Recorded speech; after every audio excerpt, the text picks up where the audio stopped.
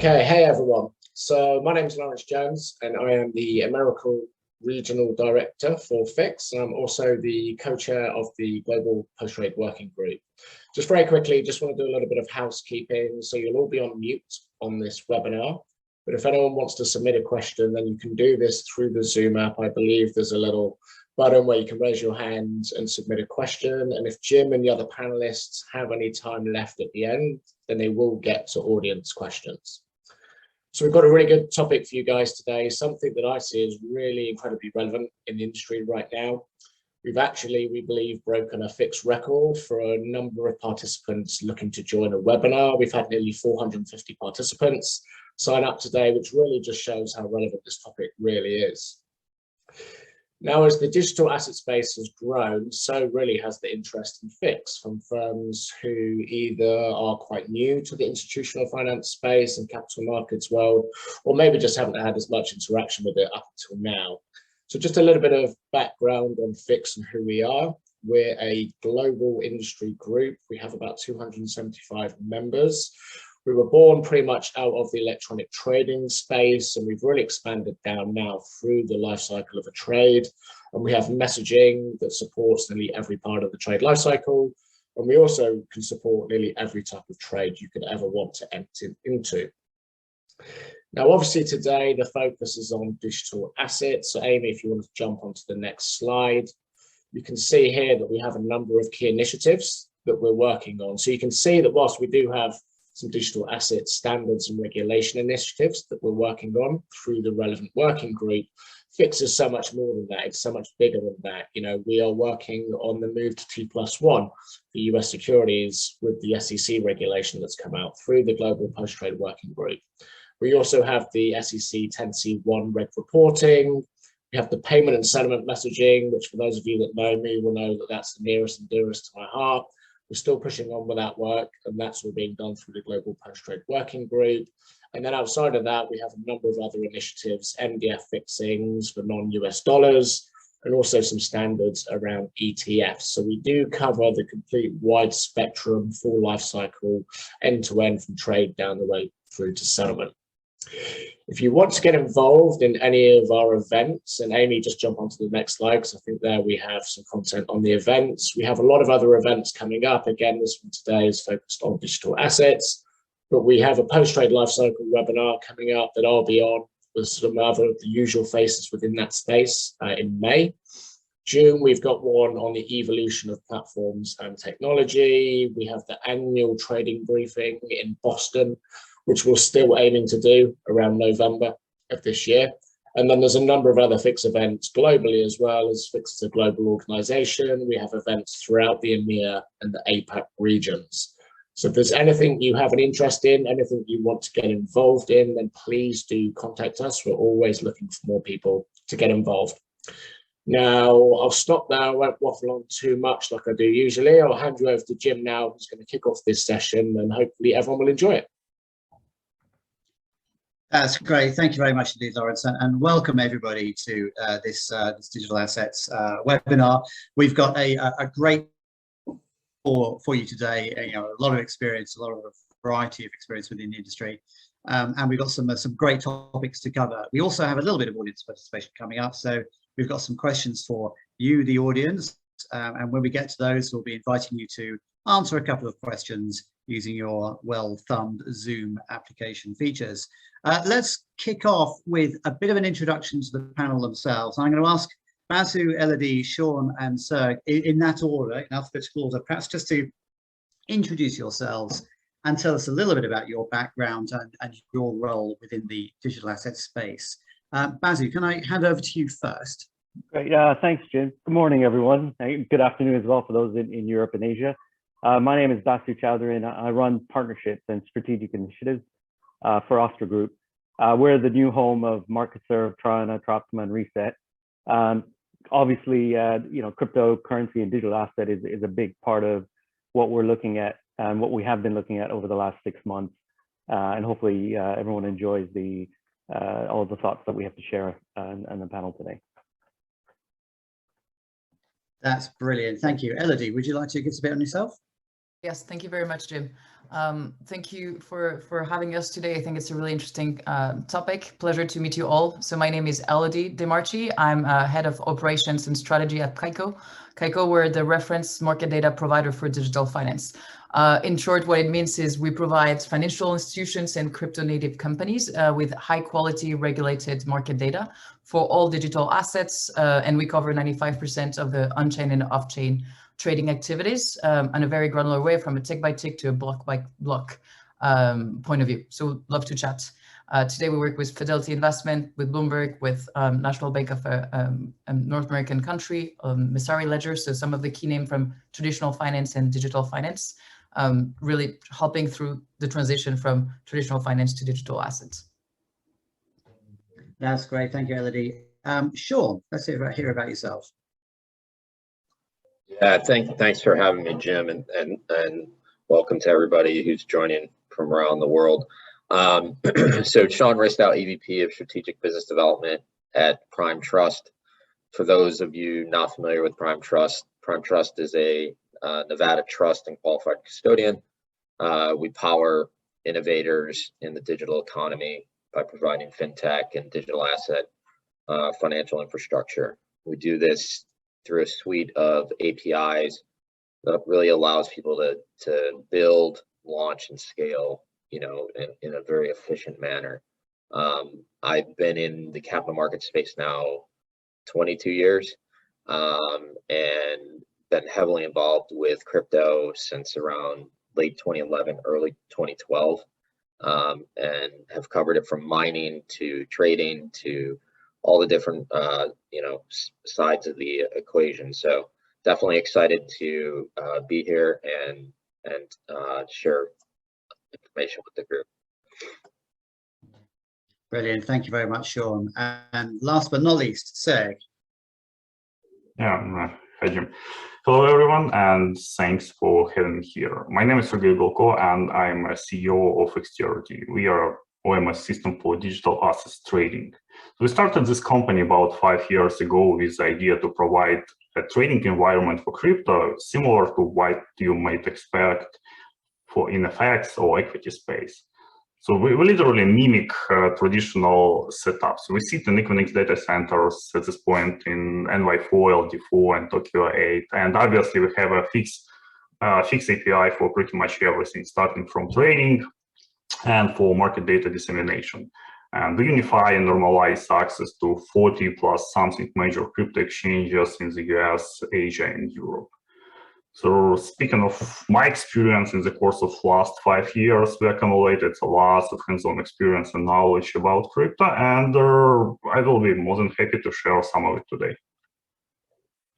Jim? That's brilliant. Thank you very much indeed. We look forward to hearing all of you on the various topics we've got lined up for you. Before we get into the panel proper, I just want to perhaps spend about 30 seconds just plugging, if you like, what's going on in the FIX Digital Assets Working Group, of which Sean, as well as his day job, is also a co-chair.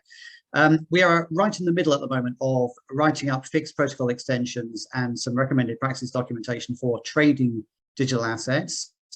We've basically got to a stage where the group's decided what it wants to do, and it's going through a kind of technical writing review process, which will conclude slightly later in the summer. If that is something which sounds like you might want to learn more about or even get involved in, then please contact us, fix@fixtrading.org, to get involved. And we feel that's a very key development for the standards side of this industry, and will help with hopefully a bit more adoption in the space. So let's move on to the panel proper. So big topic this, and I think we can start with a nice sort of scene setting question, which is basically we talk about digital assets a lot, and we've got a lot to talk about in terms of how they work and what you actually do with them. But let's just start with a basic one. What type of digital assets are actually out there, and why would an institutional investor be interested in investing in or trading them? So should we start with you on that one? Sure, absolutely. Well, I have a more practical approach. So nothing is really new under the sun, and digital assets are not an exception, to some extent, obviously. So when I first started crypto, it was primarily a spot market where you can trade one physically available asset in exchange for another. Of course, crypto exchanges were already there, but I still remember this meet me at the Target entrance and near the Queens Boulevard kind of deal. So it's literally people were exchanging Bitcoin in a cash on the street. But with growing attention from institutional side, exchanges started to introduce different forms of derivative products and forms of perpetual contracts, futures, options. There are CFDs, interest rate products in some form, stable coins, and some other exotic stuff.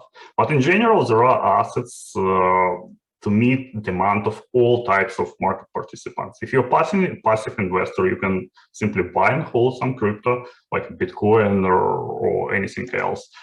Or if you're more sophisticated, you can hedge your currency risk using options or futures contracts. Or if you're in a speed game, you can exploit spot markets with a fast turnaround through stable coins. So you can simply stick with the derivatives. But to answer a question why people are trading digital assets, well, just someone told me that it's because it's fun, entertaining, and addictive as the most popular social network. But to be more serious, it's all about profit. So let's say if you have experience and expertise in other assets, you can relatively easily plug it to crypto, because if you have a technological because if you have experience, if you have technological age, well, you can relatively easily exploit the markets because it's still new, and equipped with the right tools, crypto trading might be familiar to any other assets trading. There are dozens of vendors in almost every niche. So let's say you want to backtest your trading strategies against several years of level 2 market data, and companies like Kaiko get you covered. If you want to get some governance layer control and protection for your digital holdings, there are at least six reliable custody providers out there, including Prime Trust. Many companies provide blockchain analytics. I'm not really sure what it is, but it's here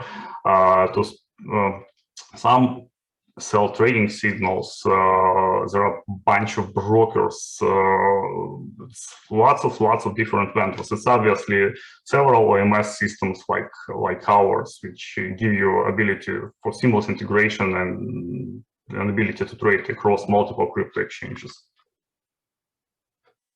Jim? That's great, thanks. Basu, I mean, you're a little bit on perhaps who's actually involved in this space. Yeah, just I guess coming back to again just the why question as well. Just one other point I wanted to make: a lot of firms, large investment firms and banks are now looking at crypto as a way potentially of extending digital assets. So at some point we will see bonds and equities and the DVP happening on chain, and so I think a lot of the bigger firms are looking at this and saying, hey, this is a way for us to figure out how we can optimize our, operational processing, our technology. And actually the whole crypto space allows a lot of these larger firms to do that, in a much more controlled sort of green field. It's a new asset class, and they're able to really push the boat in terms of what they're doing. So I think that's sort of an important point as well. So although crypto as an asset class is great for, additional alpha, there's also a secondary, benefit and why people are looking at it. But coming to back to your point, Jim, custodians and issuers are looking at ETPs and ETFs, and as I said, the larger investment firms and even banks now are looking at more on the NDF and the CFD, so the cash settled products. But again, it's a way for firms to get exposure across this new asset class, but then also again the secondary benefit, which again we'll talk to a bit more. About streamlining all the post-trade through operational processing. That's great, thanks. So Sean, what are your thoughts on this? Yeah, I mean, Serge and Basu, great feedback. I mean, as everybody is aware, crypto and digital assets, started on the retail side. So this has been a complete, if you will, flip of the script, as I call it. you know, where you now, the retail side is already involved. But, you know, when you look at it from a broad picture, what are the next things on the horizon? I mean, if I think I would get booed off the stage if I didn't say, you know, DeFi, because I think every day all I do is hear about DeFi and how it's going to change the world. And I think there's definitely right now a large shift going on from just being retail-based products to the institutional side. So on the institutional side, things such as cross-border payments. I mean, you know, some of these cross-border payment platforms that are evolving are trimming down the cost to move assets from, you know, one country to another in, you know, for a fraction of the cost of what it was previously.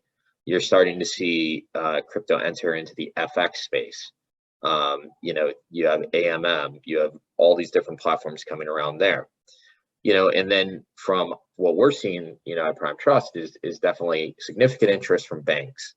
I think the white paper that was published by, you know, by the Council of the President, and you know what came out of that, it's very clear that if people do not want to be left behind.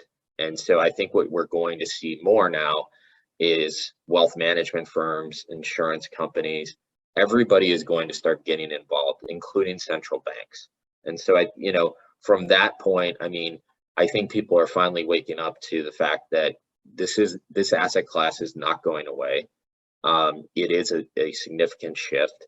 And if you are in a capital markets firm, you should be looking at this, as it is going to definitely be increasing over the next few years. That's really well. So just to recap there, you know, the range of products we've got available in the space is immense, and obviously sounds like it's growing all the time. And there is a clear sort of almost institutional, if you like, shift into institutional trading, both current and planned. So that's very interesting to hear. We're going to talk a lot about what that actually means in terms of how you do all this in a bit. But before we do that, let's have a quick word with our audience. We've got a poll question for you. I don't know if Amy, you can pop this up on the screen. Here we go. So, do you intend to, or do you already trade any type of digital asset? Only one answer, please. Yes, you're already doing it. No, you're thinking about it. Or no, you are not thinking about doing this at all. Please, please answer away. We'll give that a few seconds to go through, and then Amy, when you feel this all settled down, let's have a look at the results, and then perhaps we can invite the panel to see whether they agree with our audience and what we're learning from the audience.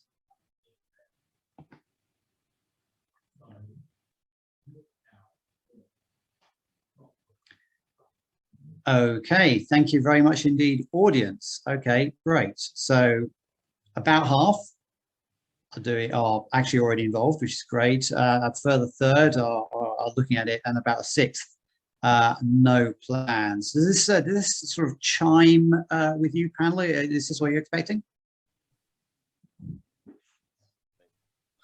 I would go ahead, Vasu. Oh no, sorry. I have to say the last one is a bit surprising. Yeah, that's kind of high. I would have thought, you know, people are focused or in this panel for a reason, but maybe it comes down to, again, the secondary element of it, you know, and what Sean mentioned as well. You know, it's more than just about crypto. It's about DVP and PVP and CBDC and synthetic CBDC. So there's a lot more to what crypto can offer, the DeFi, the CeFi elements of the technology. So yeah, that's actually quite interesting. Yeah, but and you never know what you'll have tomorrow, because let's say today you don't have mandate to trade crypto, and tomorrow you have customers who asking you to provide new asset class.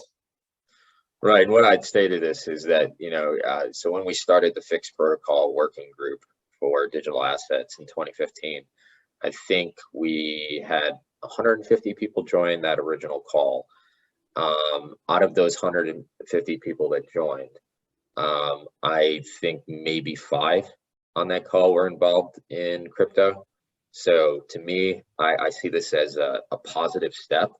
And I think for the 16% that weren't interested in that, that just seems, or that to me just tells me we need to, more education on this topic, because I think that is really what has helped evolve this industry. I find myself doing 50% of talking with clients, prospects, is education. It's not even, really selling or talking about our solution. It's just educating them on the industry. I completely agree with that. If I can just piggyback what you say, Sean, I would say education is key to me. Those numbers are very in line with what we have seen, in the recent report from Chainalysis or from Gartner that was released, a couple of weeks ago, just showing the fast adoption. Everyone has compared the adoption of DeFi to the internet, basically in the 90s and 2000s, saying that it's going twice as fast. But there's still a long way to go, in my opinion, on the education point of view. Just to make the distinction that Serge and Basu and Sean, you were describing, basically there are so many different use cases. You have the pure trading element or assets, but there is all this post-trade, basically operating model that's been completely shuffled and revolutionized with distributed ledger technology. And that's really we need to understand those differences and how basically what may best fit your investment thesis or how you operate, basically.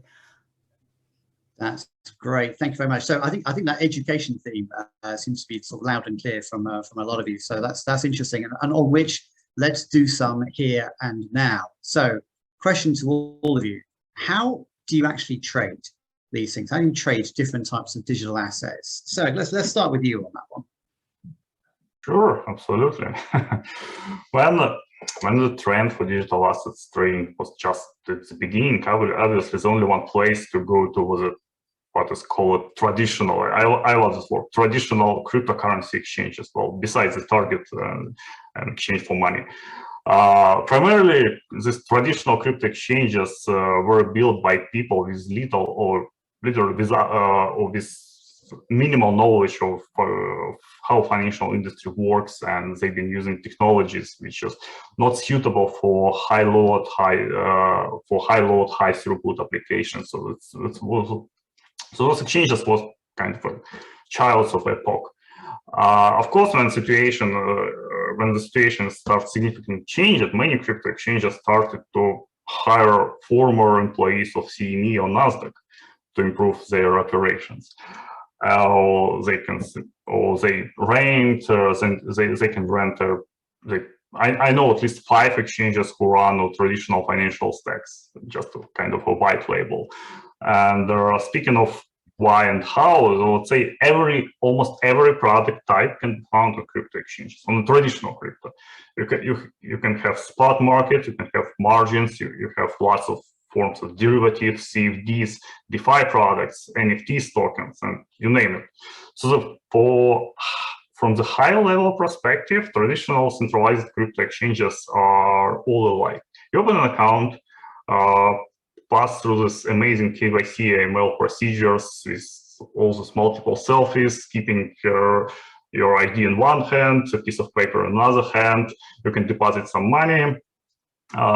If you're lucky enough, you can deposit your credit card or bank account. If you're unlucky, you can buy some crypto, and you're good to go. So you can enjoy this unparalleled experience of web-based user interfaces. On a low level, where we actually sit on the API level, interaction with crypto exchanges are not always a pleasant experience. First and foremost, there is no common standard, literally no standard at all. And each new exchange you want to integrate it with will surprise you with a new API, new workflow, and even new symbology. So, but just I will give you an example. As you know, HTTP-based protocols like REST and WebSockets are predominant in crypto space. So let's say Binance used REST for orders entry and the WebSockets for receiving confirmations back to the customer. Kraken uses WebSockets for both entry and confirmation. It's REST only. Well, at least they've been using REST when I last time checked them. HitBTC allows orders entry through the REST, and they also can do the same through the WebSockets. Coinbase has FIXAPI. So it's literally creative anarchy in action. So there are lots of different options, possibilities, and ways how you can do it. And in addition to centralized crypto exchanges, we also have the entire family of their decentralized peers. They can contribute to the overall liquidity, but they increase complexity because they're totally different to anything else you've seen before. That's a really well made point. We've heard a lot from members about the complexity of connecting to exchanges. I'm sure we'll go into a little bit of that a little bit later. Elodie, we haven't heard from you yet. Let's talk about data and how that sort of impacts or is impacted by the trading process for digital assets. Yeah, absolutely, Jim. As you rightly pointed out, Serge, there is like a high fragmentation in the market. If you take into consideration the centralized exchanges and the decentralized exchanges, there's no norm or standard. So if you want to extract data and collect directly to those exchanges, the symbology keeps changing. Basically, for each financial instruments, this is continuously changing, and you don't have one standard across exchanges. That's where data is really complex. Basically, not only if you want to have a complete answer, you need to collect to, like there are hundreds of different exchanges. So you first need to have a connection to every single one of them. And then you need to do all this database management across the different tracking. And there is no, there is no standard, right? So you have to do all this work on yourself, and then you need to maintain it, because it's not about just doing it once. You have to maintain the architecture. It's extremely costly and extremely complex and requires a lot of resources. So data in this environment is key in all stages of the investments. When you're assessing the market, we have a lot of clients, banks, other, I would say traditional finance institutions assessing the market and understanding like what's the best entry point. And you need high quality regulated data that solves for the two challenges I mentioned earlier, the fragmentation basically, or operational challenges, and also the quality. Today you have quality is not the key word, I would say, in the ecosystem. So you need for high quality regulated market data. That's why, from our perspective, working with some aggregator can get you a lot of benefits to assess the market before entering the space with your trading investment thesis and others. And data is definitely crucial in that environment, same as in traditional finance. Yeah, and to add on to that, I mean, really, when you look at, how do you trade these different assets? I mean, it really just depends on the type of what level you're at. If you're at a retail, I mean, take for example, most recently, I mean, 1 in 5 folks in the US has done something with crypto, according to NBC News here. And then also, you have the latest report that came out by Robinhood. They said that Bitcoin has now topped all of their other assets, including, equities, including Tesla, Microsoft, the top ones that trade the most. And I think, that's more retail. But when you get to the higher level institutionally, that's where FIX really comes into play, given the standards that we've developed over the years. And then also, I mean, to what Serge is saying, you have 300 exchanges globally. I mean, and there's only so much liquidity to go around. And so when you look at that, and you try to break it up into different pieces, different exchanges offer different things. Some offer DeFi, some offer derivatives.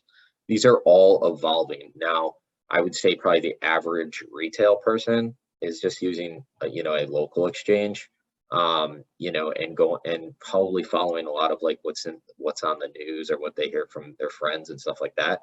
But institutionally, you're starting to see the research, you're starting to see, the various groups being formed, so that, I mean, we just saw the news this morning about 401ks and what they're with Fidelity. These are things that are going to change really how trading's done and where it's done. That's great, Sean. Thank you for that. And I think just re-emphasizing the work we're doing in terms of coming up with the standards for trading, not just to exchanges, but also between firms. The expectation that that'll help with some simplification in the space. Also, that's also worth thinking. I think you mentioned the symbology point. there are standards for digital asset instrument identifiers that have been developed. You've got the DTI ISO standard, which is out there, and also an element of adoption within sort of almost pre-existing standards as well. So lots going on in that space. Let's probe the how does it work question a little bit further and start to ask perhaps a little bit more front to back over the entire trade life cycle, how things hang together. And Basil, can you give us a bit your thoughts on as to how this is actually done? Yeah, thanks, Jim. Actually, before we sort of get to that, the one thing I did want to mention. So we are operators of networks with institutional banks today across OTC, rates, FX, credit. And the interesting thing that we're seeing now is we're getting interest from our traditional voice brokers looking at offering crypto NDFs, and a lot of the traditional sort of FX exchanges are also looking at CFDs and NDFs, and part of it is because of the interest that we're seeing, not necessarily just in the hedge fund community, but also investment managers are looking at potentially either holding spot or holding ETPs, ETFs in their account. So it's creating a lot of challenges across, again, just looking at the end-to-end workflow. So as Serge and the guys said, right, you can execute across multiple different exchanges, multiple different methods, and really the starting point is, and what a lot of these institutional firms are looking at is saying, hey, how do we get that trade into our enterprise systems?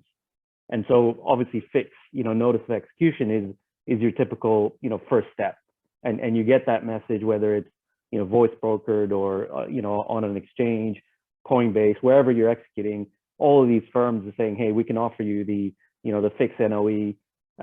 You then take that in your system, and actually now you've got a record of whether it's a crypto trade or it could be cash settled, it could be again settled in a non-custody wallet, a custody wallet. So there's a lot of challenges from a post-trade perspective, in terms of this idea that, hey, you can execute in a lot of different places, even cash settled futures, but then at the back end you've got all these different methods of settlement.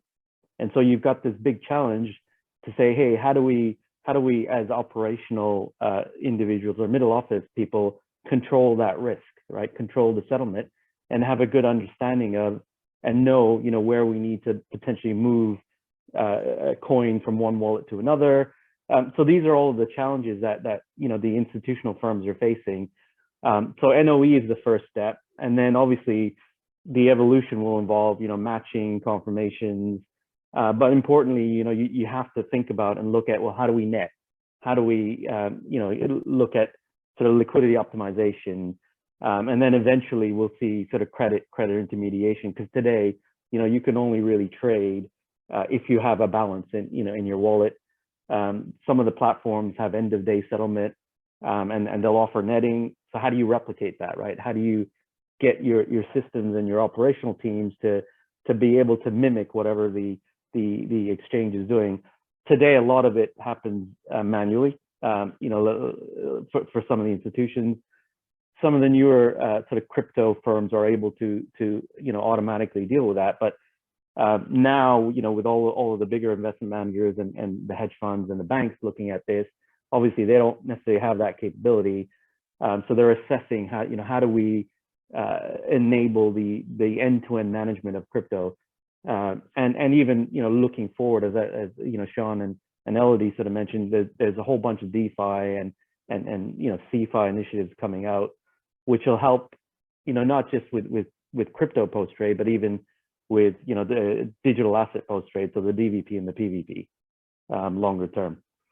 So the evolution, as I said, initially we're seeing notice of execution utilizing FIX, and now we're looking at the matching confirmations.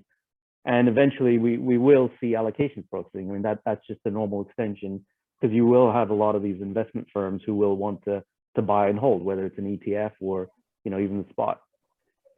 But all of these big steps will take time, and eventually we'll get to a state where we have netting, liquidity optimization, and credit intermediation is the holy grail. I think that's what everyone is sort of waiting for in order to see that really big growth in in institutional crypto execution.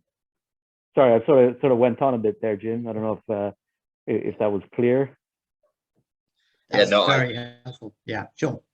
I was just going to say, I mean, I think that goes hand in hand. Like, you know, so at Prime Trust, you know, being a qualified custodian, you know, we have seen a massive uptick in wealth management firms, broker dealers, investment advisors, you know, across, you know, just over the institutional space as a whole, whether it be from, you know, the software providers that work with these platforms or from the actual wealth managers themselves. You know, you're from a custodial point of view, most of your exchanges right now that operate hold their own crypto. That is like the trend that has been since the exchanges started. What we're seeing though is as the market matures and as institutional folks come in, there are different, it's a different level, a different set of standards. And, you know, just because the regulatory structure might not be fully defined and is still being worked out, you know, we take a more, I would say, conservative approach and apply what we would do in traditional assets to crypto in the sense from regulatory. And the reason for that is that, you know, the regulators only know what they know. And it's on us. It comes back to that topic of education.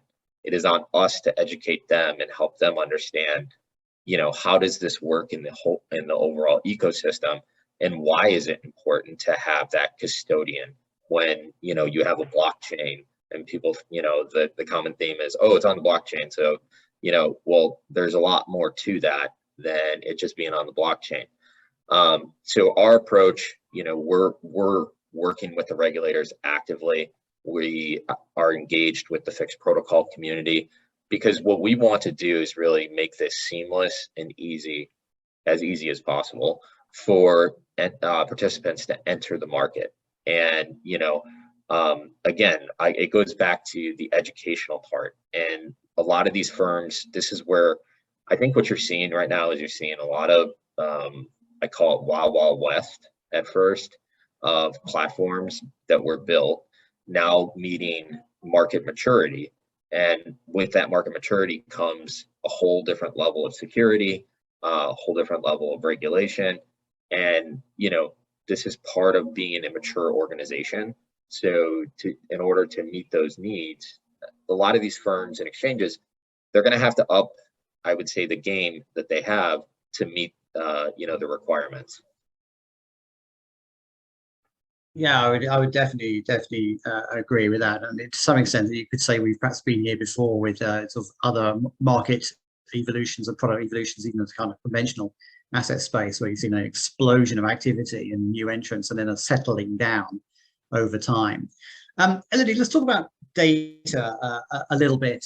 You know, we haven't talked about that too much in terms of the end-to-end piece. What are the challenges, you say, and the opportunities for data management in this space, again, considering front-to-back processing?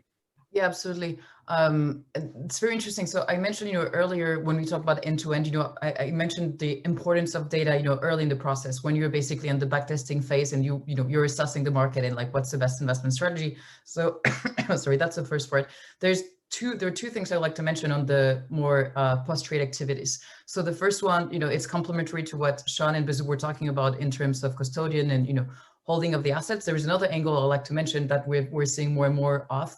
I'm sure like you're aware of the EIB bond, sorry, that Société Générale and Forge, you know, like announced last year. We also heard about the bilateral agreement between HSBC and Wells Fargo to settle directly on chain. And so all of these activities happening really on chain directly, you will need data to fit this. So what does this mean when we talk about security token, meaning when you can, you know, like translate all the financial instruments into the blockchain, into a smart contract, you will need data to activate those smart contracts. Let me take a very concrete example. If you have like some liquidation position happening when, you know, like one token reached this price, you have a smart contract that can do that for you.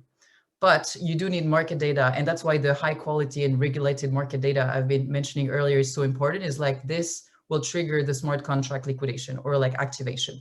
So what we're working on from a market data perspective, it's not only providing data early in the process, in the investment process for backtesting, etc. It's also working as an oracle. You know, we run our own node already today in the Chainlink ecosystem. So we can directly write in the blockchain and put this different prices on chain to activate smart contracts. And when you think about the bigger scheme of things, and we talk about, you know, Web3 and how blockchain can really power the way we interact and we exchange value in a different way.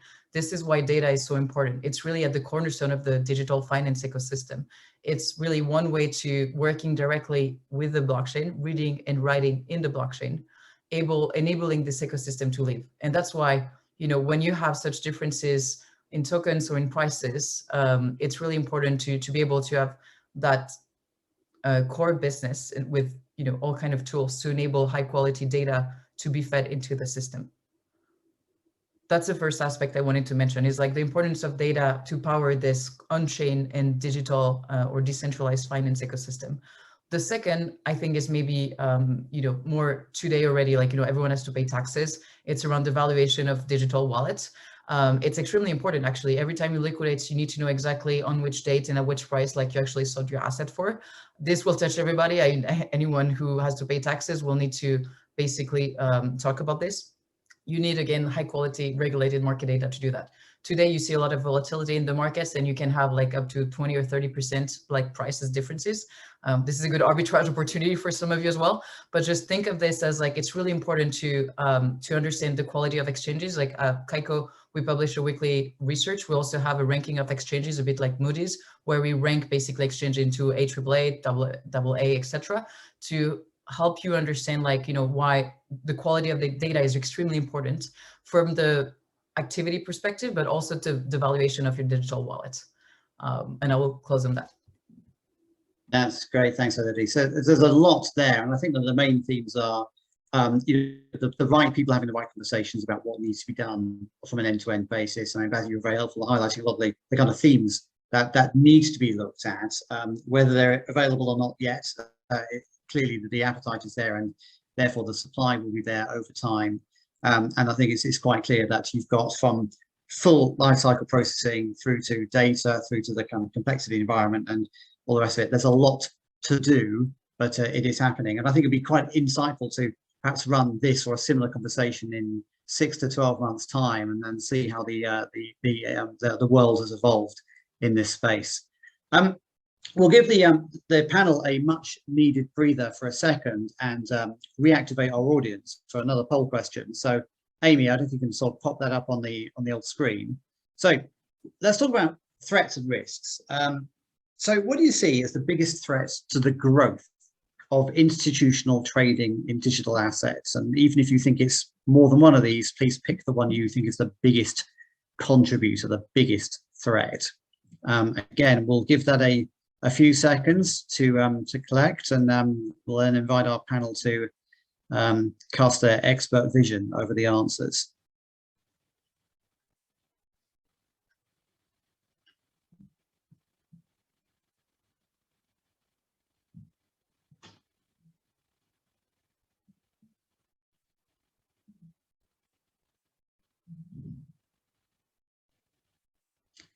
Okay, all right. So nice to see that's a nice small number. I think this will go away, and that would certainly be a view I think panel you would definitely disagree with.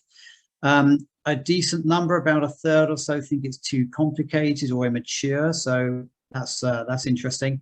And regulation, which we haven't talked about at all. Team and panel, would you? Is this a surprise to you? What do you make of this? I think it's right on. It's pretty much online. I mean, the hype part kind of made me chuckle a little. I would agree that certain parts of this market are hype. Like if you're following, what is that ape token or something? I haven't even followed that, but you know, there's that in every market. Market infrastructure. I think it's again, that goes to education and, you know, regulation.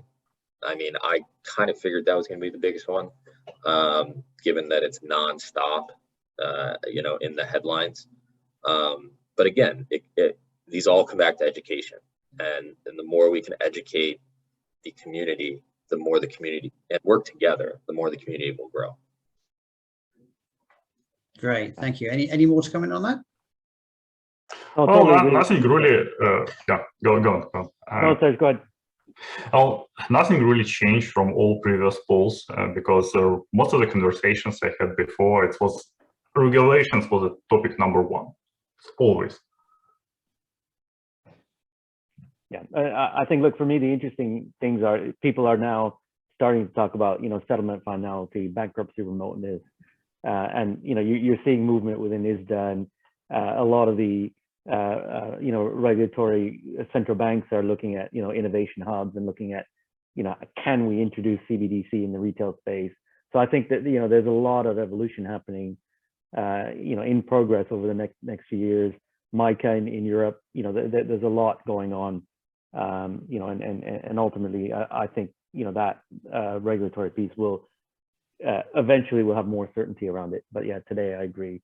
There's a lot unknown, and what most people, I think, answer that as the biggest risk.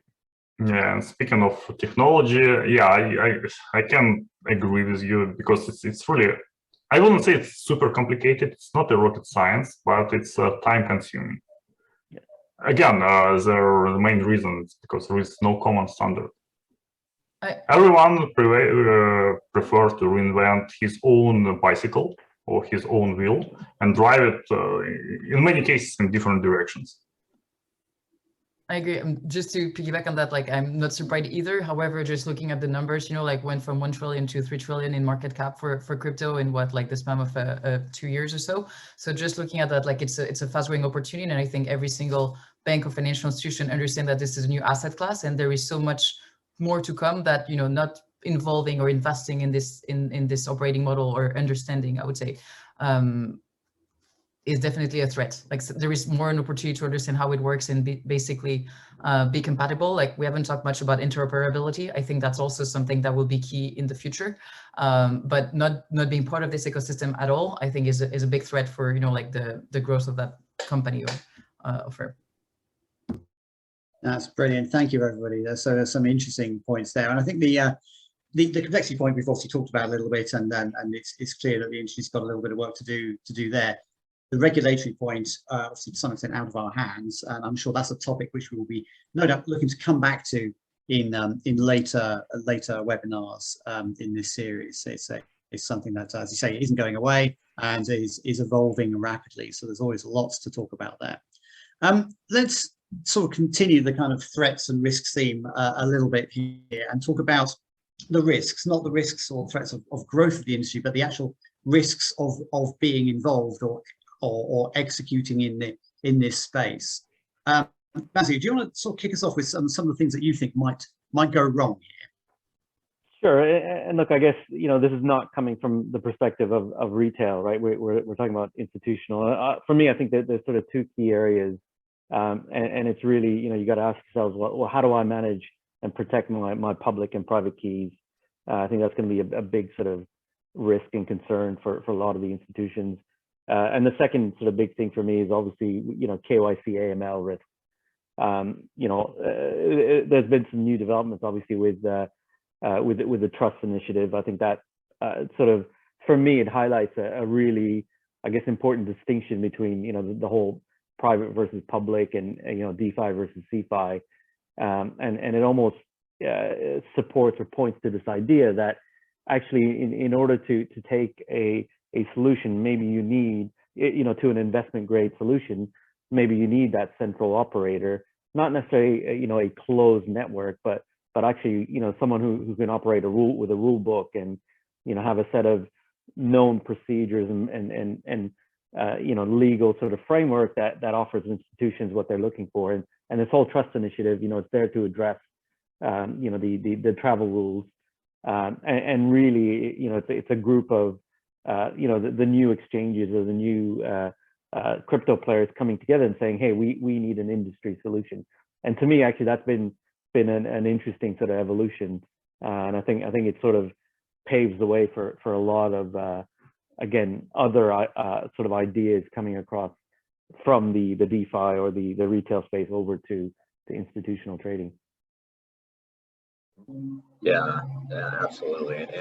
And touching on this, I mean, in the latest white paper that was published by the White House on on crypto, they flagged stablecoins as being a systemic risk. Now, I kind of got a little bit of a chuckle out of that when I read that, given that as Elodie was saying, we reached a market cap, a new high market cap. However, we've come off that high, and when you look at it, when you look at the industry as a whole and all the different asset classes out there, I think that stable coins used in DeFi and other lending based products, I think I could see eventually some risk coming there. But to the level, do I think it's at a systemic level right now? I do not. But I think I think that the broker dealers, banks, financial institutions, they have to be thinking like this, so that they're ahead of the curve, and can handle, as this market evolves, they can handle all the pieces and have the proper procedures in place. But I mean, yeah, there's no question that there is risks with different digital assets. It's just really, it's no different though than other asset classes. You have to do your homework. I mean, that's why institutions have research groups and do significant amount of work ahead of when they make, trades and put their clients' money into various positions. So again, to me, it's no different than our asset classes we have now. It's just taking those methodologies, applying them to this new asset class. And yeah, there's going to be some changes, and it is a market that goes 24/7. So that is a big shift for a lot of people, because unless you're in FX, you're probably not used to that as much. And so that's a big a risk piece that needs to be addressed at many firms. Well, I'm a little bit disagree with the last part, because when assets you trade and money you use are digital, the major threats are coming from the digital space. It's literally a cyber security threats. So you cannot apply what you have in FX to crypto, because what we have right now is literally operated by code. It's someone designed it, someone wrote it, and it's executed somewhere. So there is no such thing as a bugless code. So everything we created, it can and it will be exploited by bad actors. It's just a question of time. But ironically, being exposed to the cybersecurity threats, even being hacked, is a part of digital evolution. So if you survive, I mean, as a company, not as a person, failed backup, some run some stuff, some accidentally deleted keys, hacks, stolen cryptos, and you're in the right path. So, as you said, we need to learn something, we need to do our homework and evolve. And we all want to use this bulletproof technologies, but they become bulletproof only by being tested in real life. So if you participate in any decentralized exchange or any DeFi products, you literally act as a beta tester and contribute to the overall stability and security. So my personal opinion, if you want to trade there, just do not deposit all your money. Limit your limit your capabilities. It's and actually it's the same is true for the centralized exchanges. So because there is no centralized clearing and settlement, you have to deposit on each exchange where you want to trade, and each exchange acts as a separate island of liquidity. So back in the day, I was thinking, yeah, it's a bad idea because you reduce your buying power. But if you take a look on this from the cybersecurity standpoint, you spread your assets across multiple exchanges. So basically, you reduce the risks of being hacked. So it's possible that one exchange goes down, you lose some assets, but it's less probable that the 5 of exchanges will be hacked, unless they use the same custody vendor. And if I may add to that, just to what you mentioned, Serge, on the cybersecurity attack, there's another kind of risk is around like just like we're in the infancy still of crypto and digital assets. We talked about WebSocket and REST API. I mean, just remember that a lot of exchanges, if not all, like are in the public cloud. And so there's no low latency. I mean, we have some clients asking about nanosecond. We're not in this game yet. There's no collocation. I mean, there's still like a lot of maturity that will happen. But today it happened that an exchange can be hacked, can happen that basically the website is down for a few hours. And going back, like from a market data provider, what we see here is the importance to have like the right partner. So just going back to the education piece that Sean mentioned, but also be able to have some outlier management tools in place and other ways so you don't liquidate your entire portfolio because you just got the wrong data because the Kraken or like some other large exchanges were down for a few hours. So that's really something to understand about this ecosystem. It's still, think about like finance in the 80s. I think it's a good comparison. There was still lack of regulation at the time. The tools were not what they are today. You don't have even if blockchain will bring transparency, there's still a lot of opacity around information flowing, and basically just my point or bottom line would be choose the right partner just to prevent those risks or have like the right understanding. And you do have some people who are knowledgeable and will be able to help you throughout this transition.